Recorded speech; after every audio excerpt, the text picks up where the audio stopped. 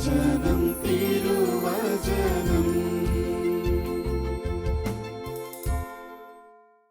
ദൈവത്തിന് സ്തുതി. സുവിശേഷം, നല്ല വാർത്ത. നമുക്കിന്ന് അതിനെക്കുറിച്ച് ധ്യാനിക്കാം. ഈ വചനം കേൾക്കുന്നതിന് മുൻപ് വചനത്തിന് തന്നെ സമർപ്പിച്ച നമ്മുടെ അമ്മയോട് നമുക്ക് പ്രാർത്ഥിക്കാം. നന്മ നിറഞ്ഞ മറിയമേ സ്വസ്തി, കർത്താവ് അങ്ങയുടെ കൂടെ, സ്ത്രീകളിൽ അങ്ങ് അനുഗ്രഹിക്കപ്പെട്ടവളാകുന്നു. അങ്ങയുടെ ഉദരത്തിൻ ഫലമായി ഈശോ അനുഗ്രഹിക്കപ്പെട്ടവനാകുന്നു. പരിശുദ്ധ മറിയമ്മേ, തമ്പുരാൻ്റെ അമ്മേ, പാപികളായ ഞങ്ങൾക്ക് വേണ്ടി ഇപ്പോഴും ഞങ്ങളുടെ മരണസമയത്തും തമ്പുരാനോട് അപേക്ഷിക്കണമേ. ആമേൻ.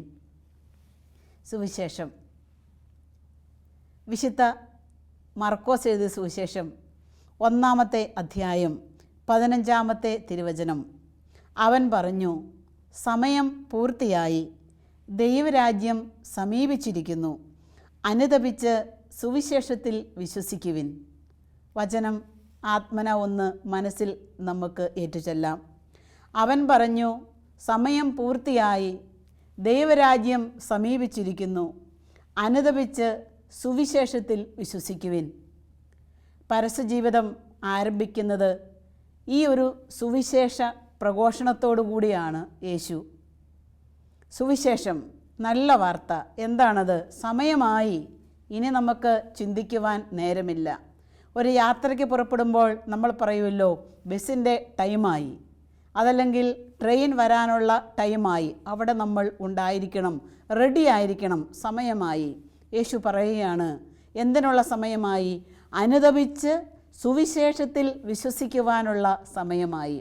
അനുതാപം, സുവിശേഷത്തിൻ്റെ അനന്തമായ ശക്തി എന്ന് പറയുന്നത് പശ്ചാത്താപത്തോടു കൂടിയുള്ള പ്രാർത്ഥനയാണ്. ഈശോ പശ്ചാത്താപത്തിലേക്ക് സകല മനുഷ്യരെയും ക്ഷണിക്കുകയാണ്. വിശ്വസിച്ച് അനുതപിച്ച് സുവിശേഷത്തിൽ വിശ്വസിക്കണം. സുവിശേഷം, നല്ല വാർത്ത. എന്താണ് ഈ സുവിശേഷം? പിതാവായ ദൈവം തൻ്റെ മക്കളോട് തൻ്റെ മകനിലൂടെ കാണിച്ച അനന്തമായ സ്നേഹമാണ് സുവിശേഷം. ആ സുവിശേഷത്തെക്കുറിച്ചാണ് നമ്മൾ ഈ ഭൂമിയിൽ കണ്ടുമുട്ടുന്നവരോട് പ്രഖ്യാപിക്കേണ്ടത്. കാലാകാലങ്ങളിലൊക്കെ വന്ന പ്രവാചകന്മാരിലൂടെ ഈ തിരുവെഴുത്ത് പൂർത്തിയാക്കിയിട്ടുണ്ട്. എന്താണ് സുവിശേഷം എന്നുള്ള കാര്യം തിരുവചനത്തിലേക്ക് നമ്മൾ കടന്നു ചെല്ലുമ്പോൾ, റോമാക്കാർക്ക് എഴുതിയ ലേഖനം 1-ാം അധ്യായം 2-ാമത്തെ തിരുവെഴുത്തിൽ ഇപ്രകാരം നമ്മൾ കാണുന്നു. അവിടുത്തെ പുത്രനും നമ്മുടെ കർത്താവുമായ യേശുക്രിസ്തുവിനെ സംബന്ധിച്ചിട്ടുള്ളതാണ് ഈ സുവിശേഷം. സുവിശേഷം എന്താണ്? യേശു തന്നെയാണ് സുവിശേഷം, ഈശോ തന്നെയാണ് സുവിശേഷം. ഇതാണ് തിരുവെഴുത്തിൽ നമ്മൾ കാണുന്നത്. ഈ സുവിശേഷം പറയുവാൻ വേണ്ടിയിട്ടാണ് ഈ ഭൂമിയിൽ നമ്മളെ ഓരോരുത്തരെയും കർത്താവ് വിളിച്ച് ചേർത്തിരിക്കുന്നത്. കഴിഞ്ഞ പ്രാവശ്യം ഞങ്ങൾ യാത്രക്കിടയിൽ ഒരു ഹോട്ടലിൽ ഭക്ഷണം കഴിക്കുവാനായിട്ട് കയറുകയാണ്. അപ്പോൾ അതിന് മുറ്റത്ത് വണ്ടി ഇടാൻ വേണ്ടിയിട്ടുള്ള ഞങ്ങളുടെ ഒരു സമയം നോക്കി ഇങ്ങനെ വെയിറ്റ് ചെയ്യാണ്. അപ്പോൾ ഞങ്ങളുടെ തൊട്ട് മുൻപിലുള്ള കാറുകാരൻ ഈ വണ്ടിയെല്ലാം ഇടിയിക്കുന്ന ആ സഹോദരനോട് നിന്ന് ഭയങ്കരമായ വഴക്കാണ്. അപ്പോൾ ഈ സെക്യൂരിറ്റി അധികം ഒന്നും സംസാരിക്കുന്നില്ല, വളരെ എളിമയുള്ളവനായി നിൽക്കുകയാണ്. എന്നിട്ട് വണ്ടി പാർക്ക് ചെയ്യാനുള്ള സ്ഥല സൗകര്യങ്ങളൊക്കെ കാണിച്ചു കൊടുത്തു. തുടർന്ന് നിൽക്കുന്നത് ഞങ്ങളുടെ വാഹനമാണ്. ഇങ്ങനെ നിൽക്കുമ്പോൾ ആ സഹോദരൻ എന്നെ കൂടെ നോക്കുന്നുണ്ട്. അപ്പം ഞാനും നോക്കി, എനിക്ക് വലിയ പരിചയം തോന്നിയില്ല. അപ്പം ഞങ്ങളുടെ കാർ ഇടാനുള്ള സ്ഥലം കാണിച്ചു തന്നു. ഞങ്ങളുടെ കാറ് അവിടെ പാർക്ക് ചെയ്തു. ഇറങ്ങി വന്നപ്പം അദ്ദേഹം എന്നോട് പറഞ്ഞു, സിസ്റ്ററെ, ഈശോ മിശിഹായിക്ക് സ്തുതിയായിരിക്കട്ടെ. ഞാനും പറഞ്ഞു, എപ്പോഴും സ്തുതിയായിരിക്കട്ടെ. എന്നോട് ചോദിച്ചു, എന്നെ അറിയുമോ? ഞാൻ പറഞ്ഞു, അറിയല, ഞാൻ പൗലോസ്, ഞാൻ കൊളത്തുവലി വന്ന് ധ്യാനം കൂടിയിട്ടുണ്ട്. സിസ്റ്ററെ, ഇപ്പോൾ എൻ്റെ സുവിശേഷ പ്രഘോഷണം ഈ മുറ്റത്താണ്, ഇവിടെയാണ്. ഒരു ദിവസം ഒരു 100-300 കാറുകാരോട് ഞാൻ യേശുവിനെക്കുറിച്ച് പറയും. അപ്പോൾ ഞാൻ പറഞ്ഞു, കുറച്ച് മുന്നേ കിടന്ന് വഴക്ക് കൂടുന്ന കണ്ടല്ലോ. ഉടനെ എന്നോട് അദ്ദേഹം പറഞ്ഞു, ഞാനായിട്ടൊന്നും പറഞ്ഞിട്ടില്ല, അദ്ദേഹം പറഞ്ഞ വഴക്ക് യേശുവിൻ്റെ നാമത്തിൽ ഞാൻ കേട്ടതേ ഉള്ളൂ. ഞാൻ ചോദിച്ചു, എങ്ങനെയാണ് ഈ മുറ്റത്ത് നിന്ന് സുവിശേഷ പ്രഘോഷണം നടത്തുക? ഉടനെ അദ്ദേഹം പറയും, വരുന്നവരോട് പറയും, കാറ് മുന്നോട്ടെടുക്ക്, പുറകോട്ടെടുക്ക്, അങ്ങോട്ട് കൊണ്ടുപോ, ഇങ്ങോട്ട് കൊണ്ടുപോ എന്നൊക്കെ പറയുമ്പം അവരങ്ങനെ തന്നെ എടുക്കും.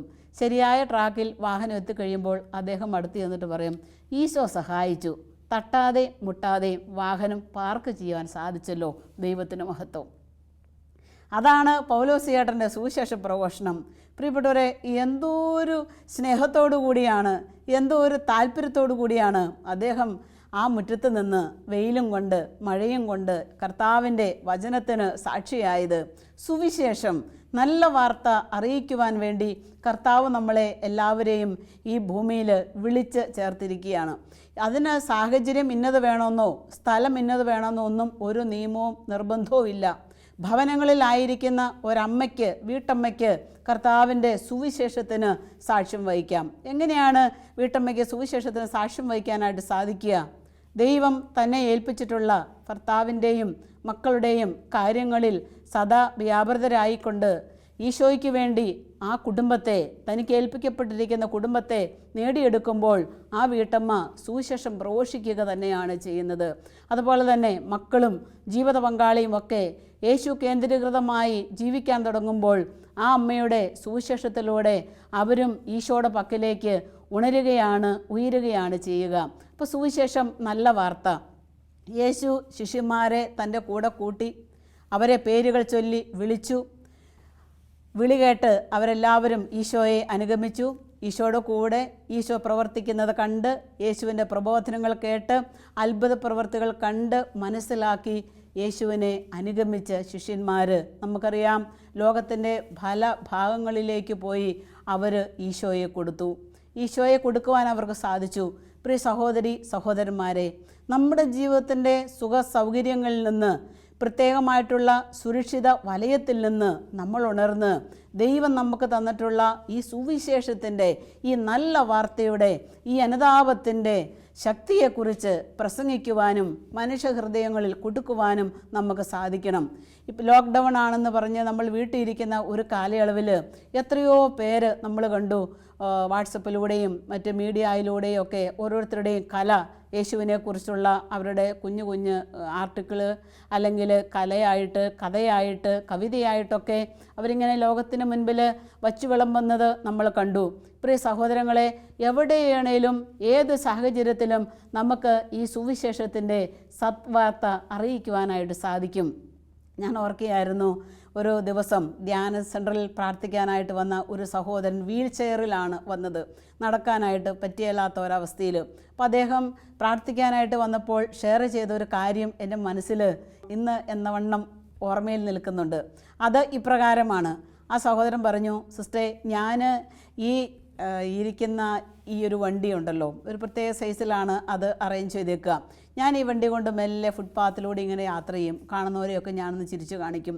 എന്നോട് മിണ്ടുന്നവരാണെങ്കിൽ ഞാൻ തിരിച്ചു മിണ്ടും. അപ്പോഴൊക്കെ പോകാൻ നേരത്ത്, ബൈ പറയാൻ നേരത്ത് ഞാൻ അവരോട് പറയും, ഗോഡ് ബ്ലെസ് യു, അത്രയും പറയും.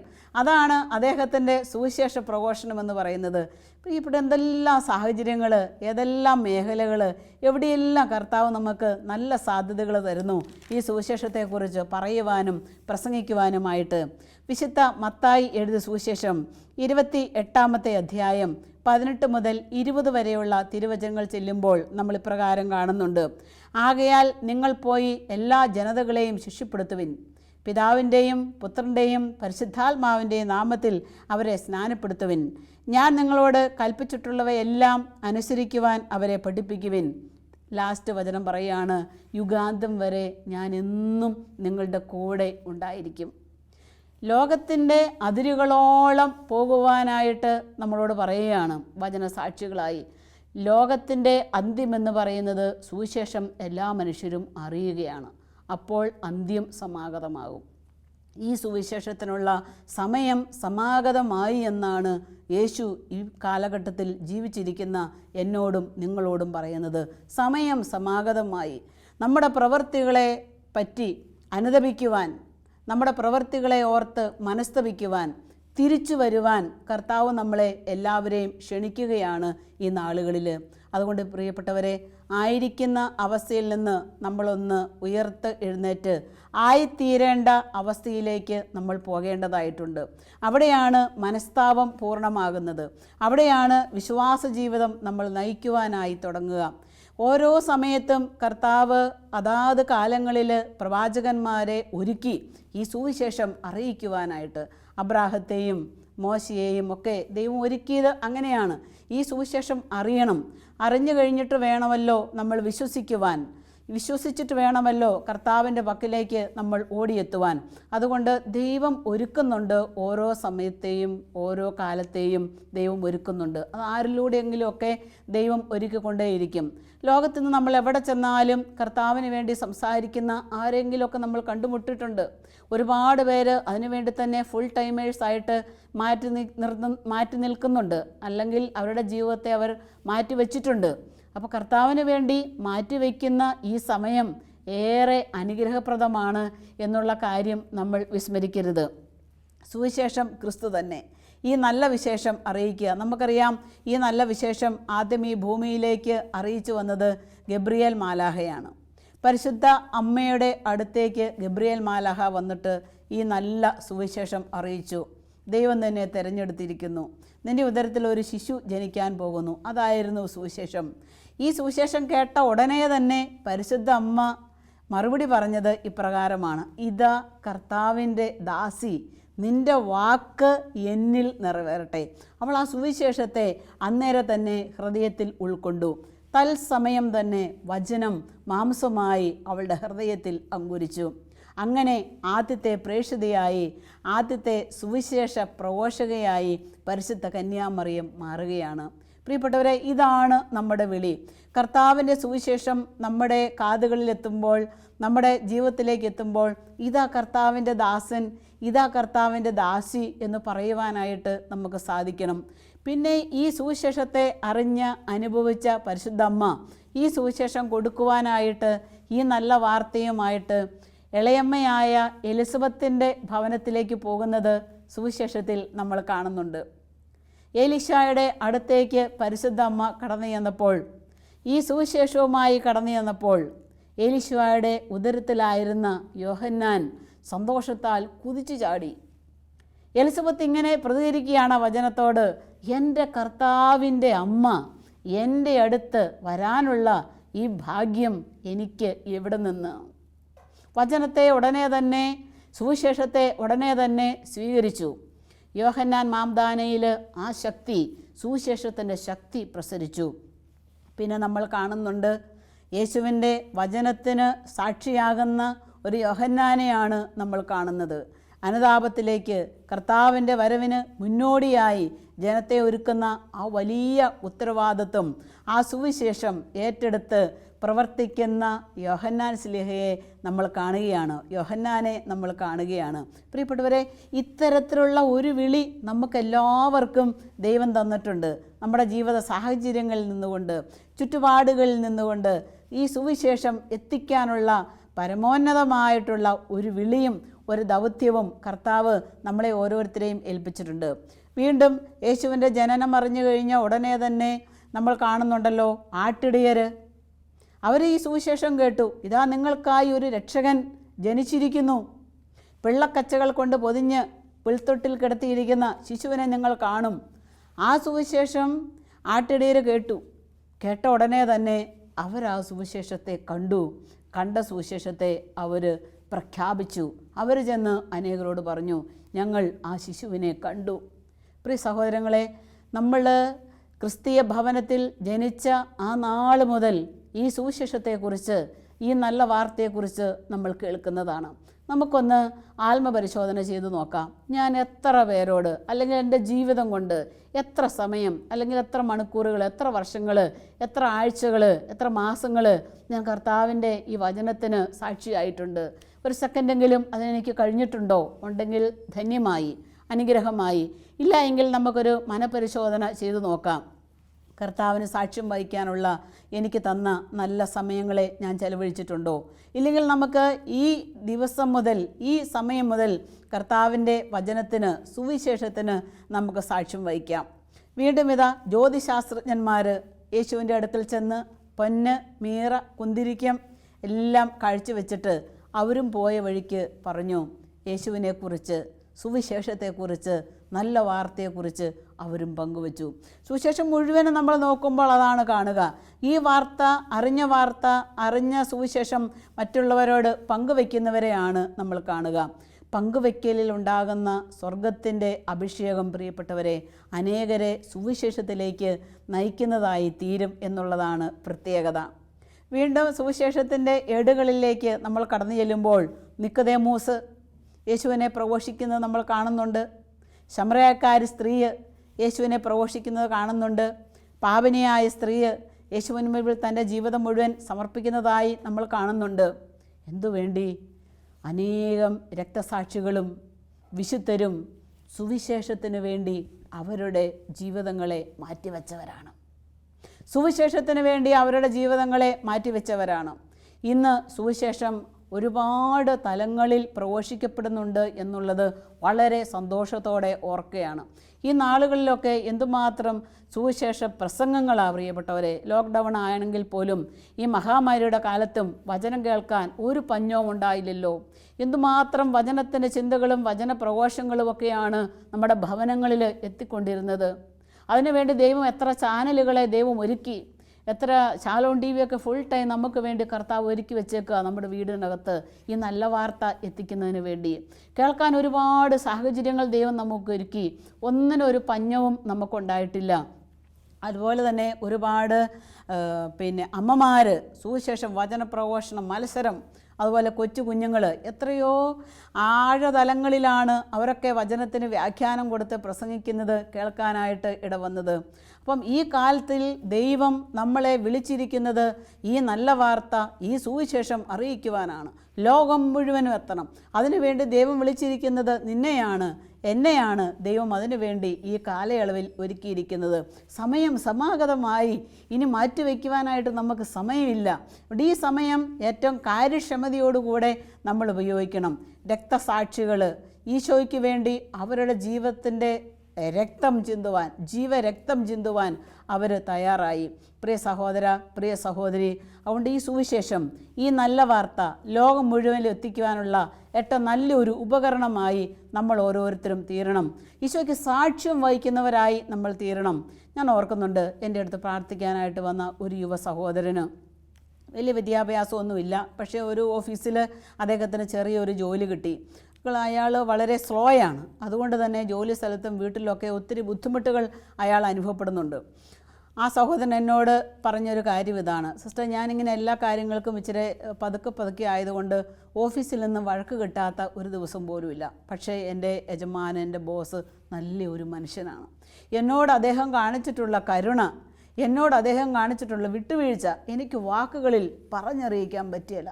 അത്രയും കരുണയോടെ എന്നെ അദ്ദേഹം നോക്കിക്കണ്ടിട്ടുണ്ട്. പലപ്പോഴും ഞാൻ ഓർത്തിട്ടുണ്ട്, ഇദ്ദേഹം എങ്ങനെയാണ് എന്നോടിങ്ങനെ ക്ഷമിക്കുന്നതെന്ന്. ഒരു ദിവസം എന്തോ കാര്യത്തിന് ഇങ്ങനെ ഒരല്പം വഴക്ക് പറഞ്ഞു കഴിഞ്ഞപ്പോൾ ഇദ്ദേഹം മുട്ടുകുത്തി ക്ഷമ ചോദിച്ചു. ആ സമയത്ത് ഈ യജമാനന്, ഈ ബോസ് ഈ സഹോദരനോട് പറഞ്ഞ ഒരു കാര്യം എന്നോട് ഷെയർ ചെയ്ത് ഇപ്രകാരമാണ്: സാരമില്ലടോ, ഇതെവിടെയൊക്കെ അല്ലേ നമ്മൾ ഈശോയ്ക്ക് സാക്ഷ്യം വഹിക്കേണ്ടത്. സാരമില്ലടോ, ഇവിടെയൊക്കെയല്ലേ നമ്മൾ ഈശോയ്ക്ക് സാക്ഷ്യം വഹിക്കേണ്ടത്. പ്രിയപ്പെട്ടവരെ, നമ്മുടെ ചെറിയ പെരുമാറ്റങ്ങൾ, നമ്മുടെ ചെറിയ വാക്കുകൾ, നമ്മുടെ ചെറിയ ചിന്തകൾ പോലും സുവിശേഷത്തിൻ്റെ സാക്ഷ്യമാണ് എന്നുള്ള കാര്യം നമ്മൾ വിസ്മരിക്കരുത്. രക്തസാക്ഷിത്വത്തിലേക്ക് ഇന്ന് ഈശോ നമ്മളെ വിളിക്കുന്നില്ലായിരിക്കാം. പക്ഷേ ഇത്തരത്തിലുള്ള ചെറിയ ചെറിയ നന്മ പ്രവർത്തികളിലൂടെ കർത്താവിൻ്റെ സുവിശേഷത്തിന് സാക്ഷ്യം വഹിക്കുവാനായി കർത്താവ് നമ്മളെ എല്ലാവരെയും ഒരുക്കുന്നുണ്ട്. ഞാൻ ഓർക്കുന്ന ഒരു കാര്യമുണ്ട്. ഞങ്ങളൊരു സ്ഥലത്ത് ധ്യാനം നടത്തിക്കൊണ്ടിരിക്കുന്ന ഒരു വേളയിൽ ഒരു യുവ സഹോദരൻ വന്നിട്ട് എന്നോട് പറഞ്ഞു: സിസ്റ്ററെ, കർത്താവിന് വേണ്ടി കുറേയേറെ കാര്യങ്ങൾ ഞാൻ ചെയ്യുന്നുണ്ട്. എൻ്റെ PG ഒക്കെ കഴിഞ്ഞ് ഞാനിങ്ങനെ ഇരിക്കുകയാണ്. കർത്താവിന് വേണ്ടി ശുശ്രൂഷ ചെയ്യുന്ന ഒരു ജോലി എനിക്ക് കിട്ടണമെന്നാണ് എൻ്റെ ആഗ്രഹം. അതുകൊണ്ട് സിസ്റ്റർ, അപ്രകാരം എനിക്ക് വേണ്ടി ഒന്ന് പ്രാർത്ഥിക്കണമേ. എത്ര ഒരു തീക്ഷ്ണതയോടുകൂടിയാണ് ആ യുവ സഹോദരൻ വന്ന് പറഞ്ഞത്. കർത്താവിന് ശുശ്രൂഷ കൂടെ ചെയ്യുവാൻ പറ്റിയ ഒരു ജോലി ദൈവം എനിക്ക് തരപ്പെടുത്തി തന്നാൽ മതിയെന്ന്. തൻ്റെ ജീവിതത്തിലുണ്ടാകുന്ന മുഴുവൻ അനുഗ്രഹങ്ങളുടെയും ദാതാവ് ദൈവമാണെന്ന് ഏറ്റുപറയുകയും ദൈവത്തിൻ്റെ വചനത്തിന് സാക്ഷ്യം വഹിക്കുവാൻ തീക്ഷ്ണതയുള്ള ഒരു ആത്മാവും ശരീരവും ദൈവം അദ്ദേഹത്തിന് വേണ്ടി ഒരുക്കി കൊടുത്തേക്കുകയാണ്. പ്രിയപ്പെട്ട സഹോദര, സഹോദരി, നിങ്ങളായിരിക്കുന്ന ഭവനങ്ങളിൽ സുവിശേഷത്തിന് നിങ്ങൾ സാക്ഷ്യം വഹിക്കണം. ആയിരിക്കുന്ന ജോലി സ്ഥലങ്ങളിൽ സുവിശേഷത്തിന് നമ്മൾ സാക്ഷ്യം വഹിക്കണം.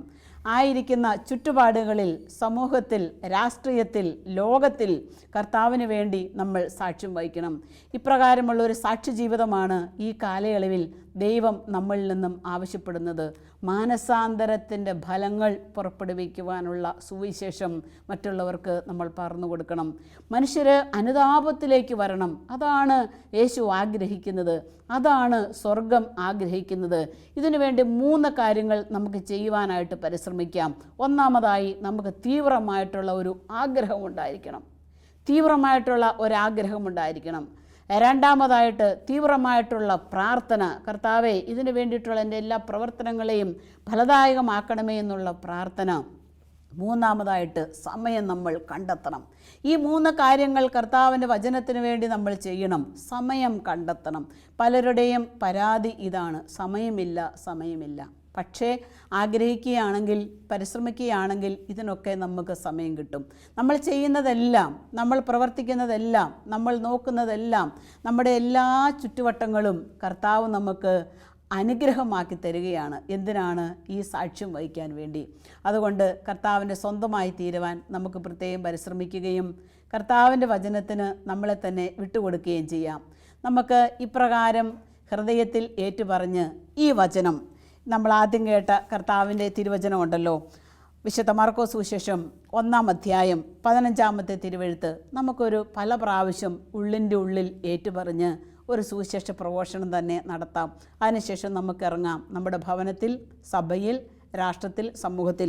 തിരുവചനം ഒരിക്കൽ കൂടി നമുക്കൊന്ന് ആത്മന ഏറ്റുപറയാം. അവൻ പറഞ്ഞു, സമയം പൂർത്തിയായി, ദൈവരാജ്യം സമീപിച്ചിരിക്കുന്നു, അനുതപിച്ച് സുവിശേഷത്തിൽ വിശ്വസിക്കുവിൻ. ഒരിക്കൽ കൂടെ നമുക്ക് ഏറ്റുപറയാം. അവൻ പറഞ്ഞു, സമയം പൂർത്തിയായി, ദൈവരാജ്യം സമീപിച്ചിരിക്കുന്നു, അനുതപിച്ച് സുവിശേഷത്തിൽ വിശ്വസിക്കുവിൻ. നമുക്ക് പ്രാർത്ഥിക്കാം.